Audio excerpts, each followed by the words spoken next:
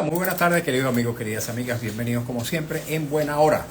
Su servidor Mario Villegas, listo para compartir con ustedes hasta las 3 de la tarde de este día martes 15 de julio.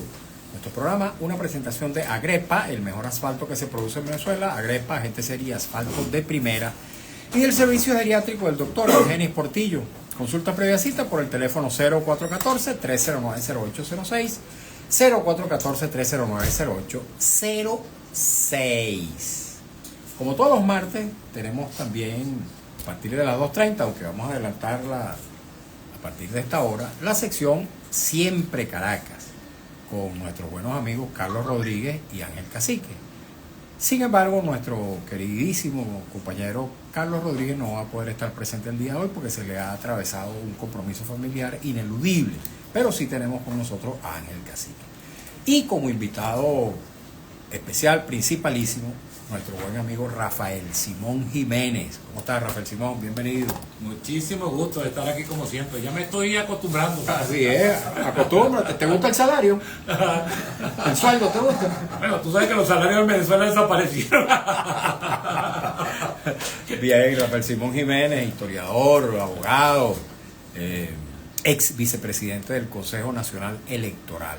Rafael Simón, quisiera arrancar la conversación contigo refiriéndome a una entrevista que realicé ayer con el también muy buen amigo Héctor Navarro Díaz, exministro de varias carteras con Hugo Chávez Frías. Él decía varias cosas. Primero, convocando a la gente a votar el 27 de julio para repetirle a los gobernantes el mismo mensaje que se les dio el 28 de julio. No los queremos, decía él textualmente. Y también convocaba a la sociedad venezolana a impedir que la Constitución sea tocada, que sea modificada. Sin embargo, estas dos cosas, por cierto, yo comparto con él, pero hay una tercera que hizo en el marco de la entrevista que quiero someter en tu condición de historiador a tu consulta, a tu análisis. Y es que él decía, palabras textuales, Entre comillas. entre comillas, el mejor gobierno de la historia de Venezuela ha sido el de Hugo Chávez Frías y el peor gobierno de la historia republicana, el de Nicolás Maduro Moro. ¿Qué opinas al respecto? Es que, bueno, ese es como decía, ¿tú te acuerdas aquella frase de Luis Herrera que está cumpliendo 100 años? Cuando el pleito de los adeptos, ¿tú te acuerdas que había aquella frase de ellos son blancos y se entienden? Sí, cómo no. Y yo decía, ellos son blancos, pero parece que no se entienden, ¿no? Entonces, aquí es un poco este tema entre chavistas y maduristas, ¿no? Yo creo que hay una solución de continuidad, solo que a Hugo Chávez le tocó gobernar en unas condiciones radicalmente distintas. Yo te he comentado a ti que ya no nos acordamos de la época gloriosa del chavismo, cuando el precio del petróleo se fue a $120 y en medio de una rodaventazón que ha sido la característica de las dos gestiones. Bueno, pero hubo de alguna manera, permearon beneficios al conjunto de la sociedad. Sí. Yo me acuerdo, y lo he puesto aquí de ejemplo, que entonces no eran los viejitos de aquí esperando la remesa que le mandaran los hijos del exterior. Eran esas colas inmensas en Chacaíto, en la baja de Chacaíto, de gente de aquí remesando afuera. En los cupos de Caribe, la gente que se compró su carrito. Es decir, hubo una mejoría circunstancial, porque dependía, como ha dependido irremediablemente a lo largo de la historia de Venezuela, de los ciclos alcistas o bajistas del petróleo. Pero creo que ya... Fíjate tú, y esa fue una denuncia que hizo en su oportunidad Giordani, de este mismo grupo de Héctor Navarro, que ya en el 2013... El grupo Garibaldi lo llamaba. El grupo Garibaldi se llamaba inicialmente. Sí. Por cierto que la tesis de posgrado, después de esos tipos, ahí me dan ganas de reír porque ellos mismos se niegan. Él tiene su tesis de posgrado, que la tengo yo en mi biblioteca de Jorge Giordani, era sobre la historia del MAS, por cierto, porque todos ellos pasaron por ahí, ¿no? Después se volvieron otra vez radicales y se querían comer candela y hicieron unos dragones botando fuego por la boca. Pero toditos más o menos pasaron por ese, y en la universidad también. Entonces, ¿qué fue lo que pasó? Bueno, ya en el 2013 Giordani denunciaba que para poder reelegirse Chávez en esa oportunidad, por cierto, casi moribundo, con un gran esfuerzo físico, tuvo que endeudar el país en un grado muy grande. Lo calculaba en $25.000 millones que había tenido que endeudarlo. Ahora, pero lleva por ciento no sé cuánto. No, por eso, pero es una herencia perversa que recibe Maduro. Ahora, ¿qué es lo que le pasa a Maduro?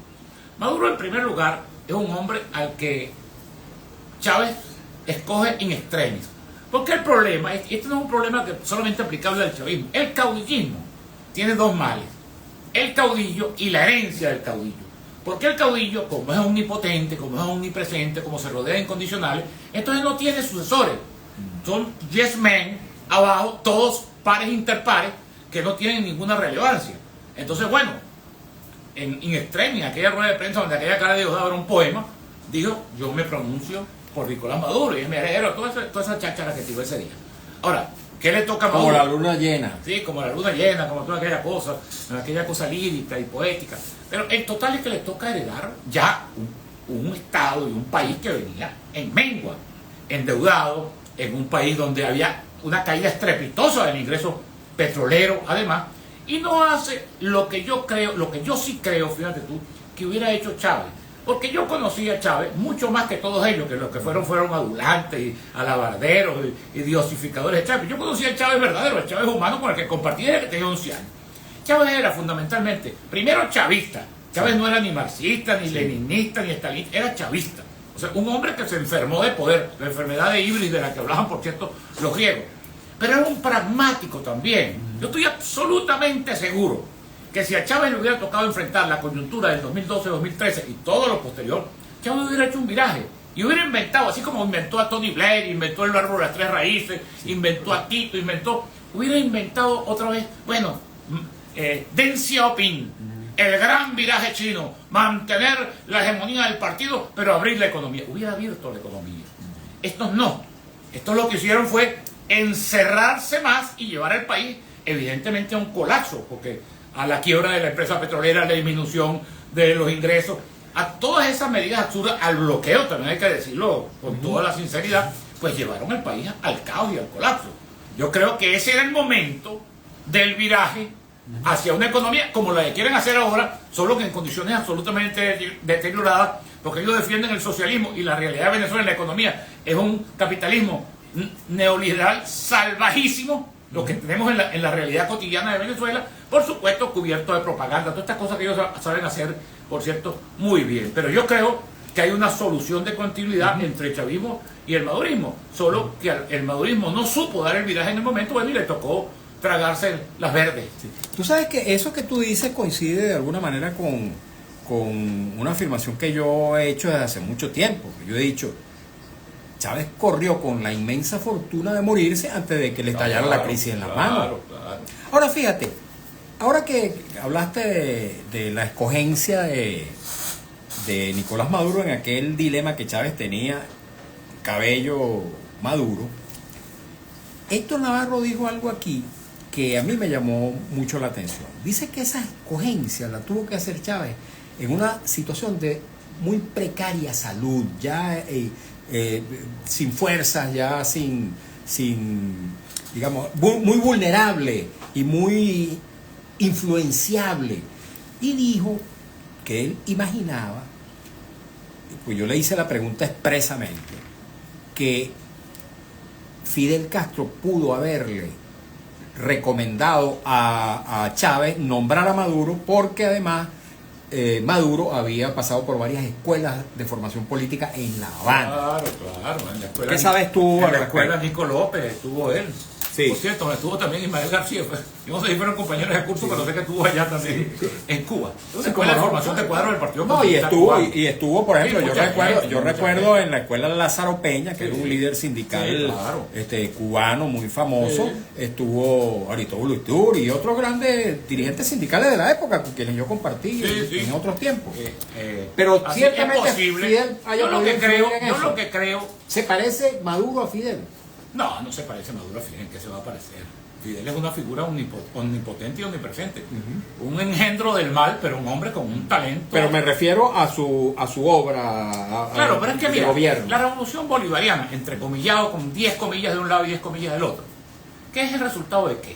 Es el resultado de una blandenguería y de una recomendación del señor Luis Michelena, que en paz descanse, que fue mi gran amigo, al señor Hugo Chávez, que estaba empeñado en perseverar en la lucha armada, que él iba a sacar Caldera por la fuerza y llamando a la abstención como llamó en las elecciones del 93 y el 94. O sea, el tema al inicio, el tema de origen de la revolución bolivariana es que no tiene una épica como la tuvo la revolución cubana y como la tuvieron los sandinistas. Los sandinistas más 30 años de lucha contradictoria de Somoza, ahora son peores que Somoza, pero en todo caso estuvieron avalados por una gran lucha.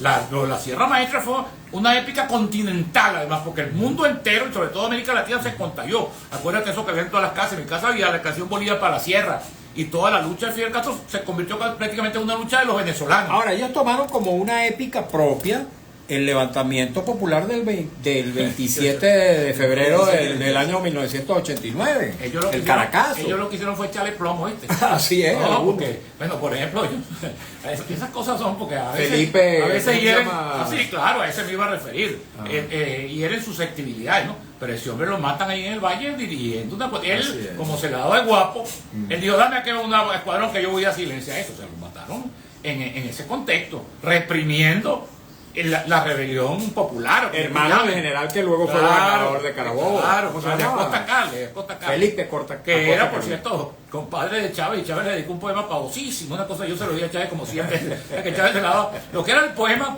que le dedicó, son cosas estas que son tragicómicas, porque dan ganas de reír, pero a veces son parte de la tragedia que estamos viviendo. Tú sabes que May Santa, el famoso bisabuelo, que algunos dicen que ni siquiera familiar de Chávez era, y ahora indagando en Barinas profundo, resulta que dicen que no era ni siquiera familiar. Pero bueno, él lo adoptó. José León Tapia hizo un libro que dijo después que era historia fabulada, y se lo cogió en serio. Pero May Santa, que estaba preso en el castillo de Puerto Cabello, junto con los estudiantes del 28 y con Andrés Eloy Blanco, era una especie de ordenanza de ellos.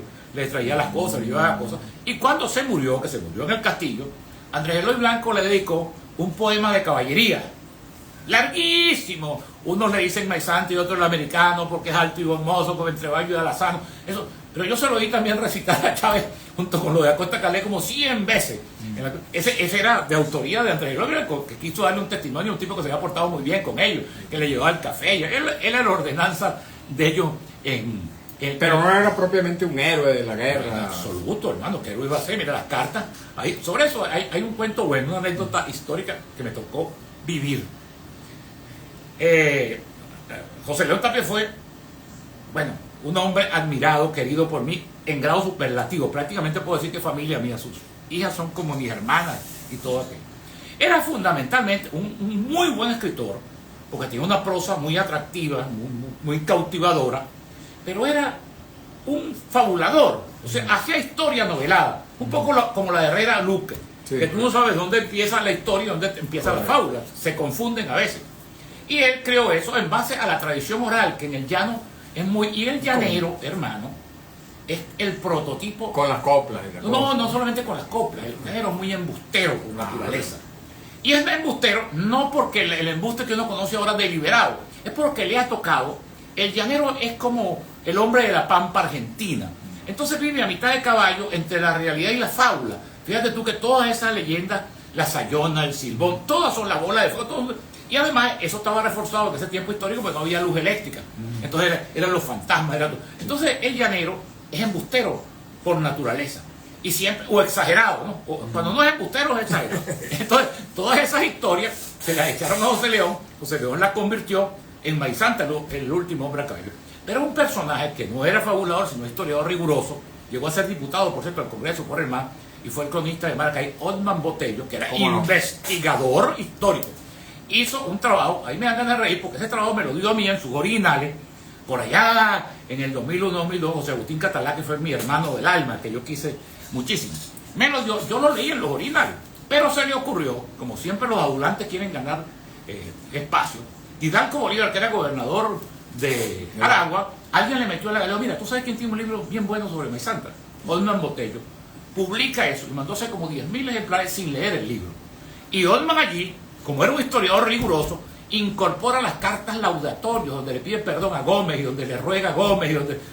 Entonces me dan ganas de reír porque alguien, algún corrector de pruebas, algún corrector de tiro, antes de que saliera, le dijo, mire, gobernador, ¿y usted ha leído ese libro de Osman Botello? No, ¿por qué me lo pregunta? Bueno, hermano, léalo, porque yo no sé. Bueno, eso se va a repetir. Eso se parece a la quema de los libros aquellos de los nazis en Alemania. Hicieron uno que era con en Chile también lo hicieron. Claro, pero lo que te quiero decir es que Osman Botello demostró quién era. Porque había traicionado, Gómez lo había perdonado 2 veces. Y las 2 veces lo había traicionado. Por eso la tercera vez, esas son las cartas que le manda el Castillo. Mi querido general, yo le pido, le ruego, y Gómez desatendió absolutamente, y por eso se mueren en el Castillo de Puerto Rico. Son esos personajes inventados. Ahí me dan ganas de reír, porque muchos después le echaban en cara a José León Tapia que él era el que había exorcizado a ese demonio, y que era el que le había metido. Ya, no, chicos, yo lo que soy es fabulador, yo inventé esa vaina. Después, muy bien, estamos conversando con Rafael Simón Jiménez. Vamos a hablar un poquito también de la actualidad. No se nos vayan a ir, amigos y amigas, porque estamos preparando el terreno para... Ahora que viene lo bueno. Así es, para tocar temas muy relevantes. Estamos en nuestro programa En Buena Hora, en el marco de la sección especial de los martes Siempre Caracas, con nuestro invitado especial, Rafael Simón Jiménez. Ayer yo decía, por cierto, Rafael Simón, que yo nunca le digo a los invitados especial. Porque tú sabes que muchos de los programas, no, tenemos un invitado especial. De postín. Ayer lo hice con Héctor Navarro Díaz, porque efectivamente para mí Héctor es una persona muy respetable, muy admirable. Lo quiero mucho, le tengo un gran aprecio. Trabajé con él en los primeros 2 años en el Ministerio de Educación. De modo que lo conozco suficientemente y sé por qué digo que es una persona especial. Sí. Lo mismo en tu caso. Bueno, quería tocar el tema del 28 de julio y el 27 de julio, 2 fechas que se aproximan. El 27, el día electoral, cuando los venezolanos vamos a acudir a las urnas a elegir a los nuevos alcaldes y los nuevos concejales. Y al día siguiente, es el 28 de julio, se conmemora un año de las elecciones del 28 de julio del año 2024. ¿Qué pensamientos te inspiran estos acontecimientos que están por venir? Bueno, en primer lugar hay que colocarnos en el contexto histórico de lo que pasó el 28 de julio. Ya transcurrió un año, una derrota contundente. Yo creo que ya el gobierno ni siquiera dice que ganó. Es un poco echarle tierrita, ¿no? Como no querer recordar aquello, pero la verdad es que fue una derrota demasiado contundente y demasiado documentada. Porque si algún mérito tuvo María Corina Machado, con el que yo le reconozco su valentía, pero que tengo muy pocas coincidencias con sus maneras de ver las cosas y con sus planteamientos, es haber hecho esa recopilación de esas actas, porque esa es la documentación de una victoria contundente, clara, categórica, etcétera, etcétera. Ahora bien, yo creo que, por supuesto, nada en absoluto puede, digamos, disminuir la responsabilidad del gobierno en no haber aceptado la regla número 1 de la democracia, que el que ganó, ganó y el que perdió, perdió. Pero también hay que decirlo en el contexto del análisis histórico, y eso está reconocido. En estos días, no sé si tuviste un podcast, una entrevista que le hicieron a Carlos Blanco, donde él decía, bueno, que les había faltado a ellos tino, que ellos creyeron que con solo derrotar al gobierno era suficiente para que el gobierno reconociera su derrota. Nosotros lo dijimos 100.000 veces. Por eso siempre hablamos de ganar, cobrar y gobernar. Y para cobrar no había otra metodología, otro camino que negociar. Eso se lo dijo Lula. Acuérdate en la propuesta de Lula y de Petro, de crear una negociación, un ambiente. Porque era evidente que una gente que tiene tantos años enquistada en el poder y tantos años cometiendo tantos desastres, tantos latrocinios, tantas estas cosas, no iba a entregar el poder por la buena. Había que negociar y había que garantizarles una salida honrosa. Incluso hasta el punto que a veces la gente eso le da, bueno, urticaria, le desmaya, hasta el punto incluso de la posibilidad de un cogobierno durante una etapa de transición.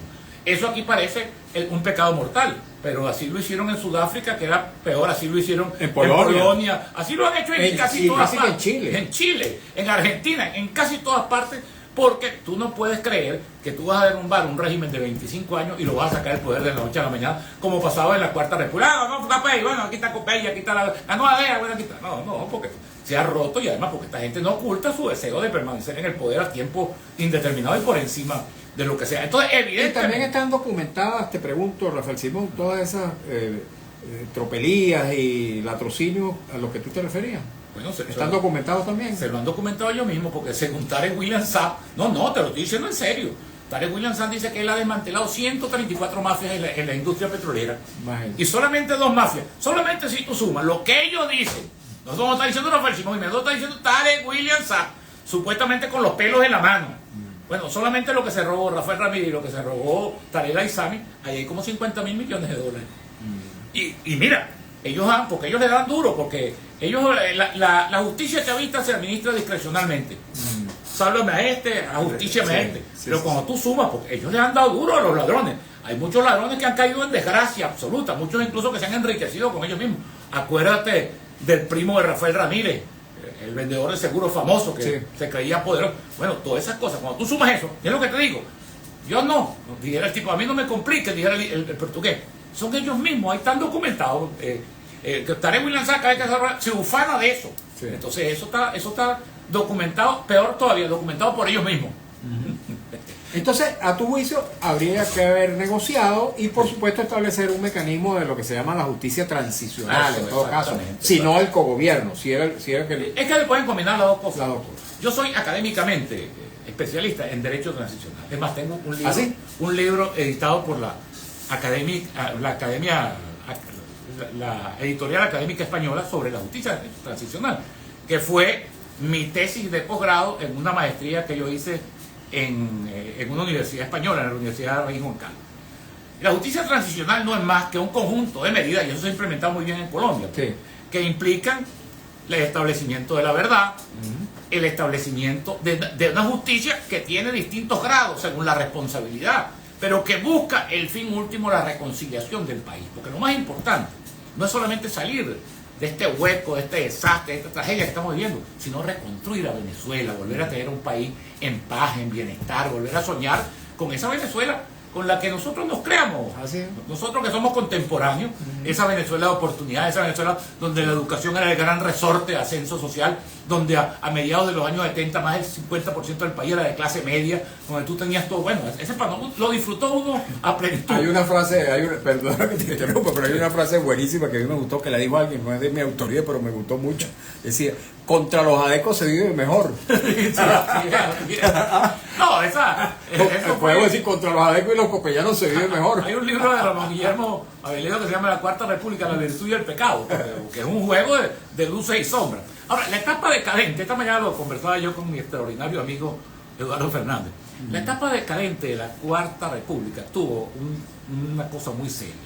En la mayoría de los países latinoamericanos hay una pobreza estructural y además hay una sociedad estamentaria. El que es rico muere rico y nace rico, y el que es pobre pues es pobre. Fíjate tú que eso no lo pudieron penetrar ni siquiera los reales en narcotráfico. Parte de las bombas que le pusieron al Club del Nogar y eso ya porque ahí no valía que tú tuvieras plata, tenías que tener linaje, tenías que tener ascendencia, tenías que tener... Bueno, esas sociedades, digamos, estratificadas, bueno, generan unas condiciones donde la gente casi se resigna a su pobreza. En Venezuela no, porque ese progreso, ese bienestar inmenso que creó la Cuarta República en su etapa de esplendor, creó una clase media poderosa. Esa clase media poderosa, a partir de los 80, comenzó a tirarse por un despeñadero. Esa misma clase media que iba a hacer mercado a Miami, como está barato dame dos, empezó a tener que remendar los zapatos y mandar surcir los pantalones, y eso creó un inmenso malestar. Porque como digo yo, y no es una cosa semántica solamente, y no es contenido, no es lo mismo ser pobre que empobrecerse. Es verdad. Porque el pobre nunca ha conocido otra vida que no sea esa. En cambio, el que se empobrece pasa del bienestar a la pobreza. Eso fue lo que pasó en Venezuela. Por eso se gestó el fenómeno Chávez. El fenómeno Chávez es el resultante de ese malestar que se incubó durante tanto tiempo, tantos años en declive. Trayendo al momento actual, podría decirse también, Rafael Simón, después de aquella etapa que tú denominas de esplendor de Chávez con el petróleo a $120 por barril, seguramente eso que le salpicó a la sociedad venezolana en su conjunto, proveniente del petróleo por esos altísimos precios, podríamos decir que ese mismo, entre comillas, bienestar que se vivió, produjo un declive posterior, que es lo que luego... Fiesta el 28 de julio con toda claridad. Ok. Porque los venezolanos no es tontería, pana. Tú puedes maquillar y relativizar la cifra, pero que se hayan ido 8 millones de venezolanos, que el 85% de la gente vive en la pobreza. Es decir, en Venezuela vivimos una tragedia social, incluso en todos los indicadores, porque en esto veía un debate sobre pobreza y desigualdad, porque decía que esa sociedad con la que soñamos nosotros de muchachos y que creímos, eso no existe, en verdad es una utopía. Eso de que todos vamos a ser iguales, eso no es verdad. Lo que sí existe es la lucha por la equidad, es decir, porque todo el mundo pueda vivir bien. Vive bien el rico, pero el pobre tiene un ingreso que le permite vivir con dignidad. Esa es la equidad, y ese es el concepto moderno de justicia social, de igualdad de oportunidades. Entonces, bueno, yo creo que eso que se gestó en esa etapa, relativamente corta, porque los ciclos petroleros en Venezuela han sido muy cortos, pero en el caso de Chávez hubo una equivocación estructural, que lo llevó, por cierto, a toda esa política de abuso, de confiscaciones, de expropiaciones. ¿Qué se creía? Mira, eso fue un debate que se dio. Yo lo conversé, por cierto, en esos años con una persona con la que yo tengo extraordinaria amistad, que es con Rafael Quiroz. Tengo amistad desde hace muchos años. El economista petrolero. Sí, petrolero. Rafael Quiroz era, para ese tiempo, yo creo que esto era 2004, 2005, estoy hablando de una cosa hace 20 años. Él era asesor del Banco Central. ¿Cómo no? Y nos vimos, por cierto, me invitó a comer en el comedor del Banco Central. A mí me invitó a comer en un restaurante allí bueno, no voy a decir el nombre, de pasta, por ahí por donde queda la casa esta china, en la campiña, en el bosque. En el bosque. Entonces, fíjate tú, hablábamos de ese tiempo, de que venía un ciclo larguísimo de altos precios petroleros. Porque, en primer lugar, había una demanda creciente de los BRICS, de las economías emergentes, y no solamente no había capacidad de producción para igualarla, sino sobre todo capacidad de refinación. Entonces, eso mantuvo los precios durante mucho tiempo, y ese fue el análisis que seguramente los asesores le hicieron a Chávez, y al amparo de eso, dotado de un gran poder económico, Chávez comenzó a confiscar, a hacer una economía cada vez más controlada y más estabilizada. ¿Qué se atraviesa, como todas las cosas en el mundo? Se atraviesa el petróleo de esquistos. Correcto. Comienza los Estados Unidos a explotar masivamente el esquisto, produce 7, 8 millones de barriles que inundan el mercado y el precio se desploma. El fracking. El fracking, exactamente, el petróleo de esquisto que es el fracking. El precio del petróleo se desploma. Y cuando se desploma es cuando Chávez choca con aquella realidad. Y entonces no haya que hacer, y de paso, ese es el momento de la enfermedad y el momento de la transición, ¿no? Ok, Rafael Simón, tenemos que hacer una pausa porque vamos a escuchar un avance del noticiero. Al regreso, como vamos a darle inicio a nuestra sección Siempre Caracas, vamos a hablar un poquito de Caracas, que está próxima a cumplir 458 años. Tú que eres barinés, pero que eres también caraqueño. Esta mañana le decía a un amigo que yo creo que conozco más a Caracas que a Barinas, ¿viste? Bueno, vamos a hablar un poquito de eso, de un barinés en Caracas. Y también vamos a hablar de las elecciones que vienen, porque es importante escuchar tu opinión. ¿Qué recomendación tienes para los venezolanos a propósito de ese día 27 de julio? Y amigos, no se vayan porque vamos a escuchar un avance noticiero, escuchamos compromisos comerciales de la estación y luego leeremos también sus preguntas, comentarios a propósito de esta entrevista con Rafael Simón Jiménez. Quédense allí. Aquí seguimos un rato más, Rafael Simón. No, pero dele a Ángel también lo que hable. Sí, claro, porque vamos a hablar ahora sobre Caracas, esa es la idea, con Ángel. Caracas, bella Caracas. De la sucursal del cielo. Lo que era. Era de verdad. ¿En qué año llegaste tú por primera vez a Caracas, Rafael Simón? Mira, el año 56. En el 56. Tenía 3 años. Tenías 3 años. Porque mi papá, que había estado preso, lo expulsan a Colombia. Aquí seguimos las redes. Ajá. Fíjate, esto es una historia interesante. Parece mentira. Bueno, tú que la viviste igualito por los vaivenes de tu padre, que lo acompañaste hasta a Puerto Ayacucho, imagínate.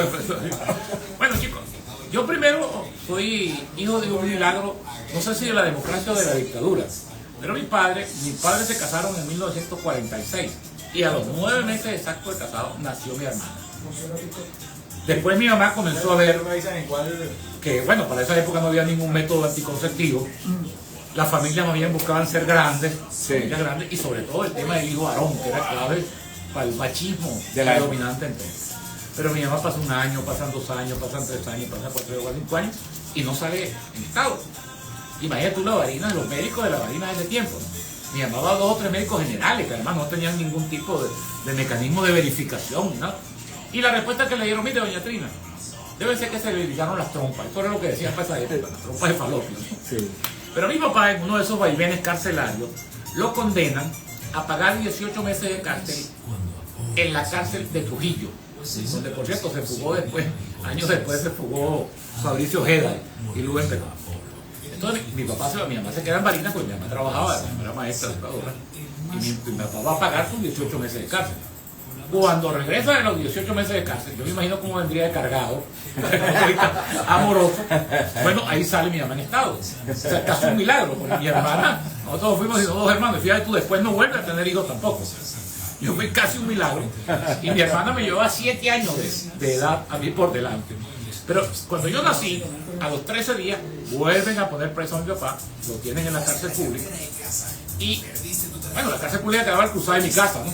Y en la cárcel mi mamá le mandaba todos los días la comida y aquello. Pero en una de esas, un día lo expulsan a Colombia. Se queda mi mamá viviendo en Marina. Y un día la llama el director del grupo escolar donde ella trabaja. El grupo escolar estaba Marico frente a la Plaza Bolívar de Barinas, que todavía existe. Y le dice, mira, doña Trina, usted sabe lo que yo la quiero a usted. Pero el gobernador del estado le dio orden de que le levantara un expediente y la botara del trabajo, porque su marido sigue echando vaina porque la tiene usted, que responde por la casa, que gana la plata. Entonces le digo, mira, yo soy amigo suyo, no quiero hacer eso. Yo le voy a recomendar una cosa, váyase de Barinas, porque en Caracas usted no la conoce nadie. Y yo le voy a conseguir lo que llamaban entonces cambio mutuo. Entonces nos venimos para acá prácticamente bajo esa Condición. y llegamos, chicos, a un sitio en San José, muy cerca del Panteón Nacional, se llama el Callejón de la Puñalada, por cierto. No, pero eso no es una sana para esa época. Después nos mudamos, mi tío Trino, al que tú conociste mucho, que era comunista y estaba aquí en Caracas. Fue secretario general del Partido Comunista y fue diputado. Por esa época era del Comité Regional de Caracas. Reúne las dos familias y es cuando vivimos, que ahí vivimos hasta el Taller de Pereimena, en un sitio que tú conociste mucho, que es de Miseria Velázquez frente a la Galería Liberal, porque ahí estaba nada más y nada menos que la Cuta. Sí, así es. Cerquita de Cipreses, pues también. Claro. Y el Cipreses, la botica de Velázquez Así y el edificio de la Liberal. La molería de la Liberal. La Liberal que estaba yo creo que todavía existe, no sé. Ay, qué bueno. Ahí estaba yo cuando cayó Pereimena. Qué bueno. Vamos a escuchar así, ahora sí, amigos y amigas, a Alex Mark. Vamos a leer también los comentarios, preguntas de ustedes, oye. Así que un poquito de paciencia. Está en la búsqueda de un optometrista certificado. Puede comunicarse al 0412-206. Ahí queda también el Fondo Nacional del Café y el Cacao. Y al cruzar el Ipamé. No, y en la esquina, la casa del escritor. Eso es lo recuerdo. Notirrimos, el periódico impreso en la radio.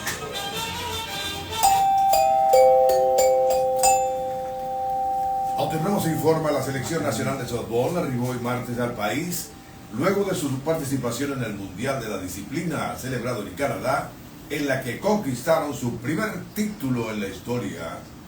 Notirrumbos informa. La presidenta de México, Claudia Sheinbaum, señaló hoy que su gobierno evalúa interponer una denuncia formal en los tribunales de Estados Unidos contra las redadas migratorias en ese país, luego del fallecimiento de un mexicano que cayó del techo de un edificio al intentar escapar de un operativo en California.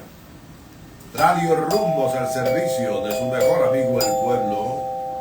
El señor José Pérez solicita con urgencia estos medicamentos: Valsartán de 160 miligramos, hidroclorotiazida de 2,5 miligramos, atorvastatina de 20 miligramos, amlodipina de 5 miligramos y carvedilol de 6,25 miligramos. La persona, farmacia o institución que pueda colaborar, contactar a este número 0414-234-6000, 0414-234-6000. Informó Notirrumbos, 2:33, hora Rumbos, la emisora de Venezuela. Informando y sonando, Radio Rumbo 670 AM, 75 años con Venezuela. Seguimos en buena hora por Radio Rumbo 670 AM, 75 años con Venezuela. Hoy solamente voy a invitarles a tomar nota del número telefónico del doctor Argenis Portillo, médico geriatra, intensivista, profesional de la medicina crítica y profesor universitario. 0414-309-0806, 0414-309-0806. Muy brevemente, para dar más espacio a esta conversación con Rafael Simón Jiménez, quien nos dijo que llegó a Caracas teniendo apenas 3 añitos. Una pregunta sobre Caracas, Ángel Cacique, para nuestro invitado. Rafael Simón, recientemente el río Sena fue Habilitado. habilitado en París, ¿no? O sea, digamos, tardó un año en que eso ocurriera porque iba a ser para las Olimpiadas, pero lograron hacerlo. Una aspiración de los caraqueños siempre ha sido la posibilidad de recuperar el río Guaire. ¿Tú crees que eso sea posible? Hay que preguntárselo a Jacqueline Farías si eso es posible o no es posible. Ahí se fueron unos cuantos reales por el curso del río Guaire. Ojalá que fuera posible. Yo creo que es posible. Sí, técnicamente es posible. Yo creo que técnicamente es posible. Bueno, y lo intentaron. A eso se le metió presupuesto y todo. Y dijo, el propio Chávez anunció que se iba a bañar en el Guaire, ¿no? Es correcto. Ojalá que no lo haga. Bueno, ya no lo hizo, pero ojalá que Jacqueline tampoco lo haga. Invitó a Daniel Ortega en algún momento a bañarse en el Guaire. Sí. Yo creo que se lo tomó en serio Ortega con todo lo que se ha echado de excremento encima. Otra cosita, Rafael Simón. Fíjate, tú hablabas de lo, digamos, la diferencia, lo que ha sido. Luis Herrera, que va a cumplir 100 años, ha sido estigmatizado como el presidente que produjo el mayor desastre económico de Venezuela, que es el famoso Viernes Negro, ¿no? Entre el año 1983 y el año 1999, la inflación fue 5.475%. Obviamente, una inflación extraordinariamente alta. Pero desde el año 99 hasta el año 2025, 26 años, van 89.612 por 10%. O sea, es 89.000% de inflación y la pérdida de 14 ceros. ¿Dónde se empobreció más los venezolanos? ¿En el periodo de Luis Herrera, Carlos Andrés Pérez o en el periodo de Chávez y Maduro? El tema, Ángel, es que cada quien vive el momento que vive. O sea, es imposible juzgar cada cosa, porque cada cosa se produjo en su contexto. Esta mañana hablábamos en el IFEDEC, que tú conoces muy bien, sí, con Eduardo, a propósito de los 100 años. Yo fui muy amigo de Luis Herrera Camping, por cierto. Muy amigo personal, porque fue muy amigo de mi papá y muy amigo de mi mamá, y muy amigo de mi tío Trino, que fue uno de sus mejores amigos de toda la vida, desde muchachito. Y fíjate tú, si de algo se arrepintió Luis Herrera, y lo decía, fue de no haber pagado la deuda externa de Venezuela en el momento en que se produjo aquel boom petrolero consecuencia de la guerra Irán-Irak, que le entró al país toda aquella. Y acuérdate de su discurso en el Congreso: yo recibo un país hipotecado. Y no hizo eso. Yo le comentaba esta mañana, con vena de historiador, lo que hizo Gómez el año 30. Gómez el año 30, cuando se acercaba el 17 de diciembre, quiso liquidar la deuda externa, que daba creo que a 30 millones de bolívares, que además pesaban no solamente en el fisco, sino que pesaban históricamente, porque eran la consecuencia del bloqueo de las costas de Venezuela que se había producido en 1902 y que todavía tenía hipotecadas las aduanas de Venezuela para pagar esa deuda. Entonces, Gómez llama al ministro de Hacienda y le dice: mire, yo tengo decidido pagar, ahí hay los fondos suficientes en las reservas para pagar esto.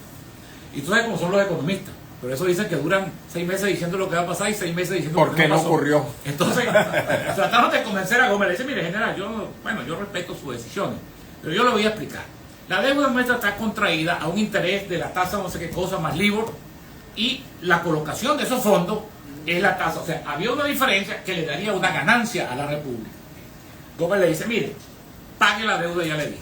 El ministro de Hacienda, convencido de la justeza de su planteamiento económico, recurre al doctor Infortul, que era muy amigo de Gómez, entre otras cosas porque le gustaba mucho andar a caballo, la equitación y todo aquello. Y va el doctor Infortul y no le dice: mire, general, por aquí estuvo el ministro de Hacienda, después habló conmigo, esta cosa, mire, es que el mercado internacional y la financiero y la tasa LIBOR, y vamos a... Le digo: mire, usted sabe cómo es la cosa, que el pendejo no debe, el pendejo paga. Y me paga eso, porque por eso fue precisamente que nos bloquearon y nos hicieron eso. Pero te digo porque esa fue la gran oportunidad. Y el gobierno de Luis Herrera al final quedó lastrado por el Viernes Negro, a pesar de que cuando tú te pones a ver la obra, yo le hicimos un homenaje, yo fui orador en Barinas por la Amistad, que todo el mundo sabe que tuve con Luis Herrera. Luis Herrera cada vez que me veía a mí me decía: tú tienes estatura de Jiménez con ojos de Melián. Ese era su saludo conmigo. Y una vez, un chiste aquí para nosotros, para acordarnos de nuestra época, yo voy a visitarlo cuando estaba la presidencia de Copey, en la edición mucho Juvencio Pulgar. Claro. Entonces nos metemos, Luis Herrera ya era expresidente y era presidente de Copey. Entonces, en la oficina de él, que era en la oficina de la presidencia, había una galería de expresidentes: Godofredo, José Río Pérez y Caldera. Entonces yo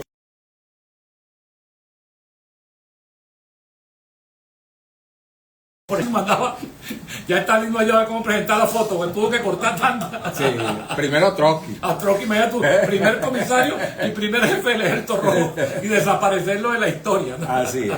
Mira, voy a permitirme leer, porque tenemos muchísimos mensajes, voy a tratar de leer la mayor cantidad posible.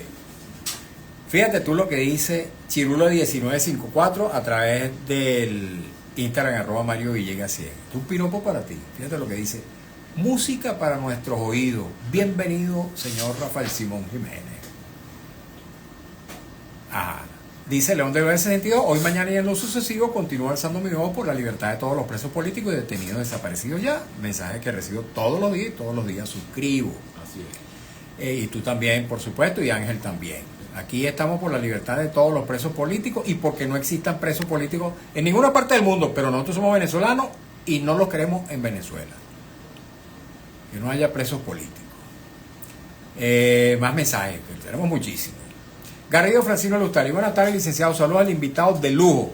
Si el Atillo, Baruta y Chacao no votan y se dejan quitar las alcaldías, sería una hecatombe a la clase media. Por Dios, no dejen que llegue el socialismo. Suscribo también plenamente ese llamado, yo te lo digo. Yo tengo. Vamos a hablar sobre la elección. Yo tengo 62 años viviendo en Chacao, entre Chacao y Barinas, pero tenemos 62 años en Los Palos Grandes, en la avenida André Bello de Los Palos Grandes. Y la verdad es que sería una cosa trágica que el gobierno pudiera poner la mano a esa alcaldía, pues con defectos. Yo te lo dije a ti, allá no estoy buscando piropos, como uno no busca votos. Yo le decía esta mañana a Eduardo Fernández que uno es feliz como político cuando ya no busca votos, porque puedes hablar con claridad. Así uno vive toda la vida, nosotros que la vivimos, que si la disciplina del partido, que si el centralismo democrático, que esto no conviene decirlo por no sé qué cosa.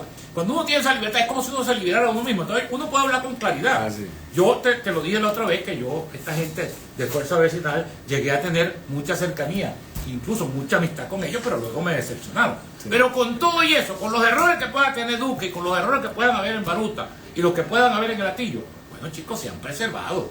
O sea, Chacao es de verdad, yo no diría que un oasis, a lo mejor estoy exagerando, pero es un sitio que todavía los ciudadanos, entonces al ciudadano quizás le toque defender más ese espacio. Y decía que quizás, Mario, puede haber un estado de conciencia más grande que en el de las elecciones regionales, porque la gobernación es vista como una cosa lejana, ¿no? Sí. Tú no ves al gobernador cercano, pero tu municipio, donde tú vives, donde tú mismo evalúas las mejoras y la posibilidad de empeoramiento que pueda haber, yo creo que está obligado la gente, por encima de que si nos robaron el 28, que si no sé qué cosa, hay que defender el municipio. Yo particularmente mando a votar. Por cierto que está haciendo un campañón también. La mejor campaña electoral, a mi juicio, en toda Venezuela, Falcón en Barquisimeto. Una campaña llena de ánimo, llena de gente, por cierto. Sí. Ojalá también que Henry logre ser de nuevo alcalde de Irribarren. Así es. Fue buen alcalde en su momento y fue buen gobernador. Sí. Bueno, continuamos leyendo los mensajes. Garrido Francino Lustari, en esos municipios que en verdad se siente la diferencia, el municipio Libertador sería el relajo, la anarquía, los colectivos, el bacacherismo. No término. No sé, me imagino que será el chabacanismo lo que quiso decir, y pare de contar. Voten, señores, después a llorar para el valle, dice. Beltrán 300, saludos extensivos para el invitado de lujo, al cual le quiero preguntar en mis 8 años, ¿cómo se restituye el Estado de Derecho y cumplimiento estricto y literal de nuestra Constitución? Más preguntas. Esa es pregunta y respuesta. O sea, con la vigencia plena de la Constitución y con el respeto a la Constitución. Así es. Mira, tengo también, bueno, muchísimos que nos han llegado también de las redes de Radio Rumbo. Voy a leer algunos de ellos y después vuelvo a los nuestros. Dice una persona que se identifica como Rafael, esas son elecciones a mañana, no tienen ningún respaldo político, son falsas. Dice Maglenis Navarro, realmente ningún gobierno ha funcionado, pero sí hay que reconocer que estamos peor que nunca. Ramón Fernández, patrón, ¿será que pueden abordar el tema del humillante sueldo de los pensionados de 130 bolívares? Bueno, de alguna manera lo mencionaste. Los sueldos de las pensiones en Venezuela sencillamente desaparecieron. Así es. Dice Parón, una tragedia social fue el Caracazo. Rafael dice, bendiciones para mi compañero Rafael Simón, te aprecio mucho, admiro tu sabiduría. Rubén Darío 7582, las tramas de corruptela de la Quinta República son peores que la Venezuela Saudita. Wilano Dremán, ellos no son ladrones, son magos. En todo el mundo, cuando agarran a un ladrón, se recupera lo robado o parte por lo menos. En cambio, lo que ellos agarran se desaparece, hermano.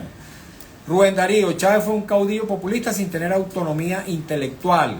Yaneifer Sayago Díaz, ¿de qué mejoría podemos hablar cuando se perjudicó a tantas personas al ir y respetar el derecho de la propiedad privada, creando invasores que ocasionaron indignación, trauma, daños psicológicos y físicos?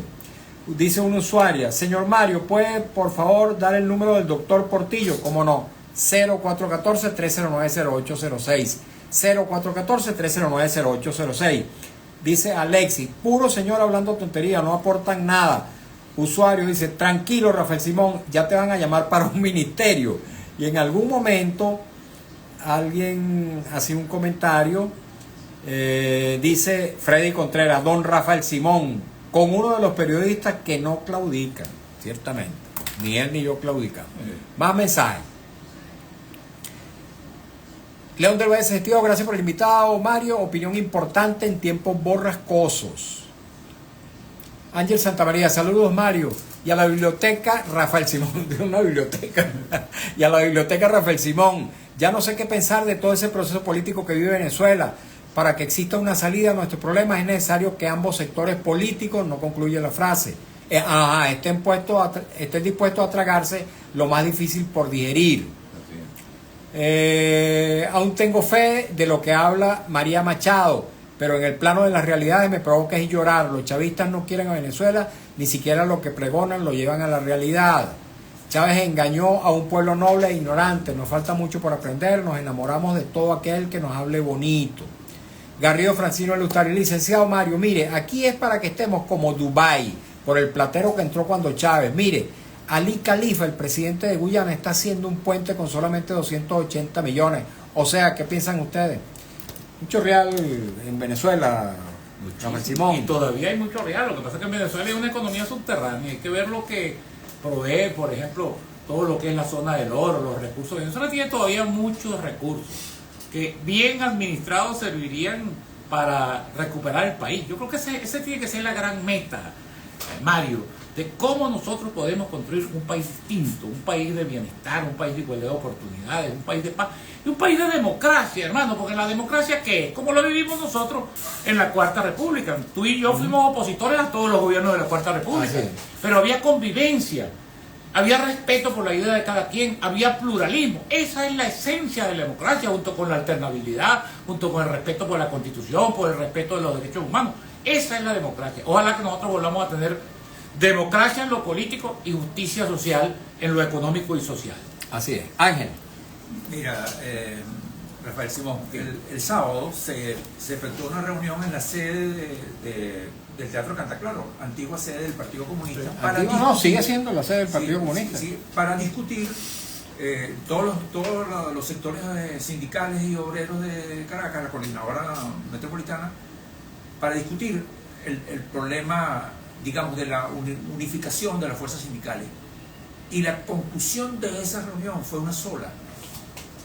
La unidad solo será posible si logramos rescatar el salario. Todos ahí estamos un poco sorprendidos. Bueno, la cosa mínima que tú le puedes pedir, o sea, ¿qué le podemos pedir nosotros como mínimo? Así, todos los dirigentes sindicales se pusieron de acuerdo. Hay que recuperar el salario para ver si hay mejoran las condiciones de vida de los ciudadanos. ¿Qué cosa mínima le podemos pedir en Venezuela para recuperar un mínimo de condiciones de vida? Yo creo que ese paso de reunificar todos los sectores sindicales, fundamentalmente el sindicalismo de base. Aquí hay muchos sindicatos, lo que pasa es que, bueno, ese es un tema yo lo profundicé en su momento porque mi padre fue abogado laboral, ¿no? Y yo también como abogado siempre defendía a la clase trabajadora. Pero la verdad es que el movimiento sindical en Venezuela estuvo muy mal concebido desde el inicio. ¿Por qué? Porque los partidos lo interfirieron, lo mediatizaron, pero existe mucho organismo de base. Fíjate tú, pronto vendrá una fecha histórica nefasta, que es que al ritmo que vamos, hoy el dólar está casi 116, cuando llega a 130 desapareció el salario. Es correcto. O sea, eso lo sabemos. Ya eso es prontico. Ya eso es prontico. Yo creo que en 2 semanas no hay salario. Aquí tenemos que hacer como los cubanos, que dicen que ellos hacen como que trabajan y el Estado hace como que les paga, ¿no? Pero nosotros tenemos, chicos, que eso, yo creo que hay una reunificación. Y una cosa importante, incluso no solamente en el campo sindical, sino en todos los demás campos de la vida pública, es que este gobierno ha producido, chicos, bajo seguramente la asesoría cubana, o por lo menos la línea totalitaria, lo que yo llamo una diáspora interna, que es la incapacidad de los sectores para ponerse de acuerdo. Entonces tú tienes un sindicato y ese es mi sindicato, y el sindicato no es el sindicato. O sea, una rivalidad estúpida, perdona lo duro de la calificación, que es lo que no nos permite unirnos, la única salida que tiene Venezuela de esta coyuntura es la unidad de todas las fuerzas que se oponen al restablecimiento de las garantías democráticas, al restablecimiento de las conquistas sociales y laborales de los trabajadores. Hay que hacer un gran efecto unificador de toda la fuerza para poder pararse al gobierno y exigirle lo que es básico, y que ellos lo defendieron. Acuérdate, yo me acuerdo, por eso que dicen que la lengua es el castigo del cuerpo, pero toda la satanización que hizo Chávez de los convenios de Teodoro en el tiempo de cuando se quitó la retroactividad, y después la salarización también que se produjo en ese tiempo, ¿no? Entonces, la bonificación. Sí, la bonificación del salario, ¿no? Bueno, ahora estamos, pues te digo, en 2 semanas el salario llega a 0. Sí. Entonces tiene que haber una respuesta del mundo laboral. Una observación. En el año 1989 se produce para mí un cambio fundamental en lo que era el proceso democrático, en el sentido que se permitió por primera vez la elección de alcaldes y gobernadores. Ese hecho corre el riesgo de ser, digamos, de perderse totalmente, que la única, digamos, la gran conquista democrática del año 89 en adelante. Sí, el proceso de descentralización que lo preveía la Constitución, y esta Constitución es más clara todavía, porque esta Constitución, el tema centrofederal es un tema que ha recorrido la historia de Venezuela, de la Constitución del 11 hasta la del 99.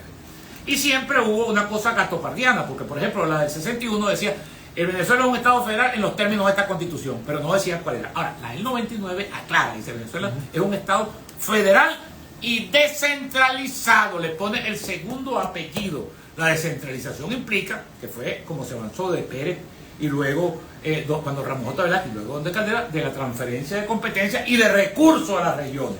Yo recuerdo, por cierto, Rodrigo Cabeza, que bueno, pedí libertad para ir para todo, cuando fue presidente de la Comisión de Finanzas por allá en la Asamblea del 2001, se aprobó la Ley de Hacienda Pública Regional, sí, porque para que todas estas transferencias puedan materializarse necesita que los recursos se les asignen a las regiones, y eso tuvo un veto presidencial y quedó en un limbo, porque si hay un veto presidencial, el procedimiento constitucional es que la Asamblea lo vuelve a discutir y si lo aprueba se promulga incluso sin la anuencia del presidente. Eso se quedó en un limbo, y lo que hemos visto ahora es la reversión de todo eso, porque estos regímenes con este despropósito de permanecer para siempre en el poder necesitan tenerlo o creer que lo tienen a la mano todo. Al final todas esas cosas son ficciones a veces, pero bueno, es un dominio, y un dominio que termina asfixiando a las regiones y peor aún, asfixiando al ciudadano, porque la falta de descentralización es mala calidad de vida, es deterioro de los servicios públicos, se traduce en eso, en la vida práctica de los ciudadanos. Ok, nos quedan un par de minuticos, rápidamente leo otros mensajitos. Ángel Santamaría dice, tanta gente brillante así como ustedes dos, y tenemos los peores cerebros manejando un país, haciendo entre comillas oposición. Analida Blanco, Mario, uno de tus mejores invitados, siempre lo admiro, feliz tarde. Gracias. Gran invitado, ciertamente. Ya Jaorta, casi que me están convenciendo para que hagamos el programa regularmente. Jaorta 357. Este es el tipo de entrevistas que deben durar 2 horas. Qué bueno, ciertamente. Mari León 2908, la mejor manera de contar la historia de Venezuela, el señor Jiménez debería de invitarlo 3 veces a la semana para aprender de nuestra historia. ¿Qué te parece? Bueno, vamos a tener que concretar esta sección semanal. Oye, así es. Café Familia 15, saludos. Uno pide por los presos políticos y el gobierno no hace caso al tema. El venezolano no tiene voz. Rosa González 0167, Mario, tienes un invitado de lujo, un libro abierto por sus conocimientos, vivencias y experiencias. Noelia Ramos, respeto por la opinión ajena y la persecución política al Partido Comunista. No sé a qué se refieren en lo específico, pero Está judicializado y bien, claro. Amigos, llegamos al final de nuestro programa, pero una pregunta final, Rafael Simón. Faltó negociación y diálogo para concretar el cambio político. Una pregunta final. ¿Cuáles son los argumentos para que el gobierno negocie? ¿En qué beneficia a quienes hoy no gobiernan que haya una transición hacia un cambio democrático? Mira, chicos, yo creo que no se puede gobernar sobre las ruinas de un país. Es lo que hemos dicho. ¿Qué sentido tiene para el gobierno permanecer a troche y moche sobre el deterioro del país, sobre el éxodo prolongado de los venezolanos? Yo creo que eso tiene que ser un llamado de conciencia. Yo no creo que estos atiendan mucho a los llamados de conciencia, porque no creo que ¿Tendrán conciencia? ni se ve, ahí va la pregunta. Pero la verdad es que yo creo que en algún momento, por alguna circunstancia, va a tener que plantearse cualquier salida en Venezuela.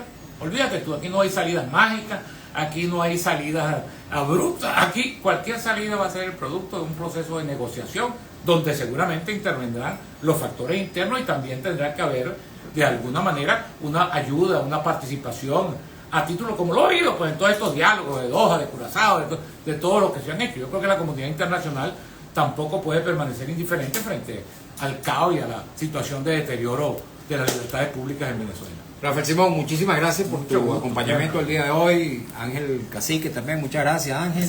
Y de verdad aprecio muchísimo que hagan este esfuerzo cada vez que yo los invito. En el caso particular de Ángel, bueno, oye, que faltó Carlito, un acompañamiento semanal. Compañero de toda la vida. Así es, Carlito Rodríguez, abogado ahora, después de viejo, por cierto. Y Pero, oye, un gran municipalista. sí, cierto. municipalista sobre todo. Carlos fue de los primeros. La primera vez que él más participó en las elecciones fue en el 73. Sí. Sacamos 3 concejales, por cierto, uno de los cuales fue Pedro León Zapata, ¿no? Y Héctor Marcano Cuello, otro gran municipalista. Sí. Y Pero Carlito fue Carlos- 3 veces Sí, consecutivas. por eso te digo, y tiene un concejal. gran libro sobre su gestión en Caracas, un libro que yo tengo en mi biblioteca, un libro que hizo en esos años. Así es, bueno, tendremos ocasión de invitarte en otra fecha en que Carlos también pueda participar. Amigo, muchas gracias a ustedes también por habernos acompañado en esta nueva edición de nuestro programa En Buena Hora. Especialmente agradezco los comentarios, preguntas, inquietudes que se han expresado, más allá de si puede uno estar de acuerdo o no con algunos de ellos o el tono de algunos de ellos. Hemos trabajado para ustedes con mucho cariño, como siempre, en la dirección de Radio Rumbos, Elsa Siciliano, en la jefatura de prensa Luis Alberto Albornoz, en los controles Nazaret García, en la lectura de las informaciones Alex Márquez, en las redes sociales de Radio Rumbos Marcos Rivera y frente a los micrófonos su servidor Mario Villegas con V de Venezuela. Nuestro programa, una presentación de Agrepa, el mejor asfalto que se produce en Venezuela. Agrepa, gente sería asfalto de primera. Y del servicio geriátrico el doctor Argenis Portillo, consulta previa cita por el teléfono 0414-309-0806, 0414-309-0806. Tengan todos y todos muy buenas tardes.